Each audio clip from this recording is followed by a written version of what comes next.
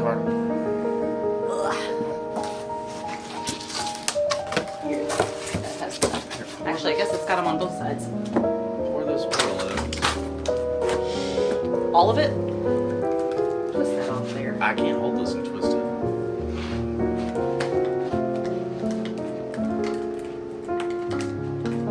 They have a special tool to get it open? Good No. Lord. Just, we're gonna have a mess, I feel like. Ready? Yep.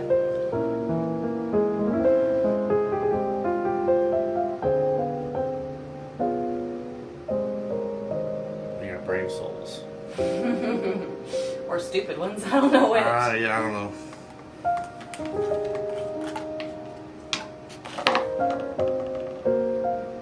Little plastic plug. I think it'll be fine. Alright. Nope, get the bar. Nice and slick. Okay.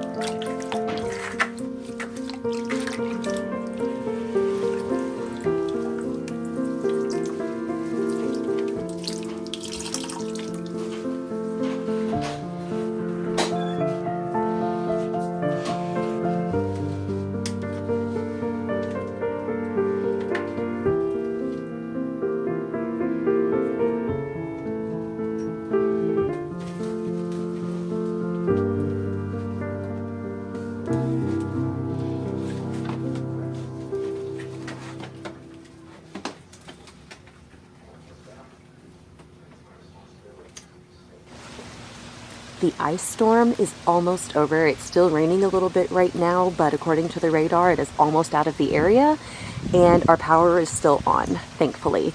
There have been a lot of limbs crashing out in these woods. I'm pretty sure an actual tree fell at some point because there was a whole lot of crashing that happened out there. But luckily, none of it hit any power lines, so we are still good. Tonight, we'll have a little bit of snow, and then it'll all be out of here.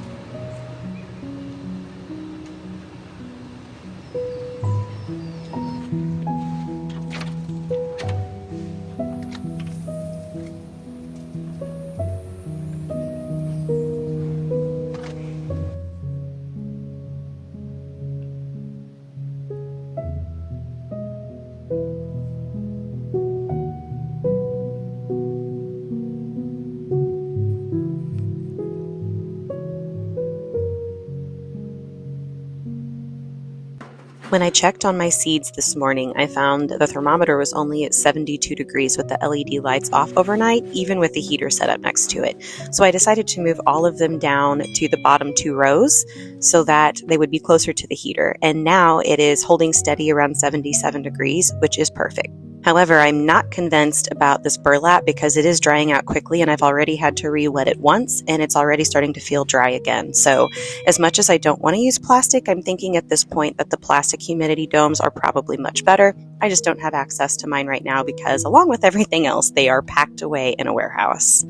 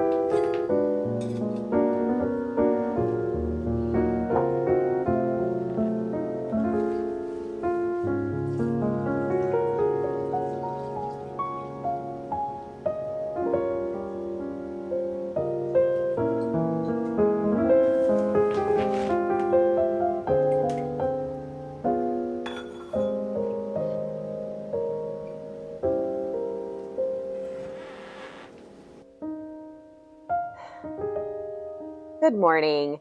I wanted to hop on here and do the meal plan, which actually is going to be really simple this week because it's just a repeat of last week. So when I planned the Szechuan tofu for last week, it was before, like we knew we were going to have winter weather coming, but we had not yet been given the prediction of like a major ice storm with potential power outages. So when that happened, then we went to the store and I bought all of the stuff to make sushi for everyone because that's something where if you don't have power and you need something that's cold and doesn't need heated, that would be a pretty simple thing. Well, I shouldn't say simple. Sushi's never exactly simple, but an easy enough thing to make that didn't require any sort of cooking. So anyway, now that we have that, I have so many sushi ingredients left that there's really no need to make anything else for this week. So I'm going to push off the Szechuan tofu until next week instead. So meal plan is pretty simple because I don't have to actually do anything for it this week. But I did want to go ahead and talk about my plans for the meal plan because I did ask in the last video about your preferences for this. Because to me personally, this kind of formal sit down and chat seemed like it was out of place in these videos because, you know, most of it is just essentially B-roll footage of what I'm doing. There's not any like direct talking to the camera. So I kind of felt like when it suddenly cuts to me doing this, it just felt really abrupt. So I wanted to get everyone's feedback on it. And there were some people that agreed with me, but overwhelmingly, the vast majority of you who voted on either my Instagram poll or my community page here on YouTube said that you do like this actual sit down and chat with you guys about the meal plan. So I am going to keep it. I'm going to continue doing that. So if it's not broke, don't fix it, right? And I was just assuming that it was broken and it actually wasn't, according to you guys' feedback. So thank you to everyone who took the time to vote on that and let me know what you like to see. So with that, I am going to go ahead and end this vlog. So it's only Tuesday actually, but it will give me a few days off. There's just not a lot going on right now. I feel like January is probably going to be like this every year, kind of the post-holiday slump, so to speak. There's not really anything going on outside of preparing for my garden. And that is actually going to be something else that will be on the next vlog, which I will start this weekend. So the mitigation company did locate the correct notebook for me that also has seed packets in it. So the struggle that I'm having right now is that Lowe's does not have any of their seeds out yet, which is really strange because they usually have them out the 1st of January. And Menards has theirs out, but they never have a very good selection. And so the specific tomato seeds and pepper seeds that I wanted, they didn't have available. So I'm kind of waiting for Lowe's to bring theirs out. But now that I have these seed packets from last year, I have them if I need to go ahead and start them. Now, year-old seed packets, the germination rate is not going to be as good, so I'll have to put twice as many seeds per cell in order to get the same germination rate. But I'm hoping that when we go to Lowe's this weekend, because I have to go and buy some insulation and things for my house anyway, I'm hoping that they'll have their seed packets out and I can go ahead and pick them up. So this coming weekend, I plan on starting my tomatoes and my bell peppers. I'm also going to start all of my squashes and stuff indoors this year because I direct sowed them into the garden last year. And I've always had luck with that in the past, but for whatever reason, gardening is just so difficult at my house. I don't know what it is. Every year since I've been there, I think really it's geographics because, you know, not only do I not have a significant amount of sunlight, which actually is going to be an improvement this year because without that big oak tree in that northern corner of my yard, it will get sunlight there now all morning long where it didn't before. So I am expanding my garden bed around the side and back of my greenhouse now.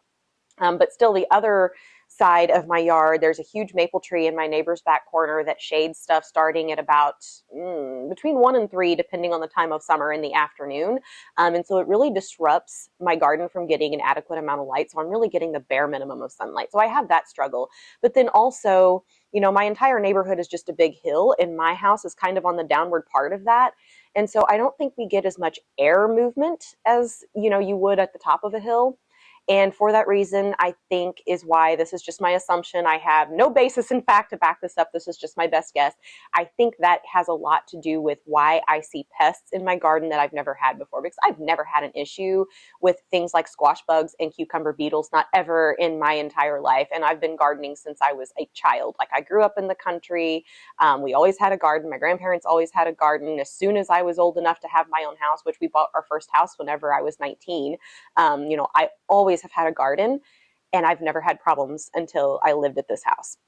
But in order to help the squash, because last year my biggest problem is we have these major weather pattern swings now that we didn't used to have when I was growing up. And now, instead of it getting into the 90s and getting really hot in the middle of July like it used to, those kind of temperatures are now coming at the end of June. And then by the end of July, it is so oppressively hot that we always have heat warnings and 100-degree plus heat index temperatures from pretty early on in July all the way through at least the beginning of August, but a lot of times even the end of August into September. And the thing with pumpkins and squashes is when it gets above 90 degrees outside, if they have not already fruited, when they try to start fruiting, that heat really affects the plant, and that fruit just shrivels up and dies before the bloom ever even opens to be fertilized. So I am going to start those rather than direct sowing them like the 1st of May like I normally do. I am actually going to start them indoors about the 1st of March and give them a 2-month head start, and hope that if I pot them up enough and make sure that they're able to continue growing before I put them out in the garden, that by, early to mid-June, before it gets really hot, they will actually start fruiting, so it can kind of get ahead of that oppressive heat. So that is my hope that that will work for this year, but I am going to start those early too. My tomatoes and bell peppers and the herbs that I've already started. I know it seems crazy probably to some of you. I'm in zone 6B, by the way, to start those things that early. But in addition to not having a significant amount of sunlight in my yard, I also have a huge problem with pill bugs and snails and slugs. And the pill bugs I've always had a problem with, but ever since doing my raised bed, I have concrete blocks and then I have gravel around the raised beds, which is great functionally, but it also is a huge draw for snails and slugs. And every year, whenever I plant my seedlings out, they're still fairly small when I put them into the garden, and their roots are very delicate, very tender, and that is just like a smorgasbord for snails and slugs. So the bigger plants, when you put them out, they don't bother them. The roots are strong enough, they're established enough, they don't really care about those. But when they're little baby seedlings, they will devour the roots pretty quickly. And so last year, I lost tomatoes, I lost most of my marigolds, especially those items, I lost to the pill bugs and the snails and the slugs very quickly when I put them out last year. And so I'm starting them even earlier this year. I'm going to do soil blocking, because one of the good things about soil blocking, besides the fact that I can use a stainless steel shallow tray, not have a bunch of plastic pots or even biodegradable pots, which are great, but you have to rebuy them every year.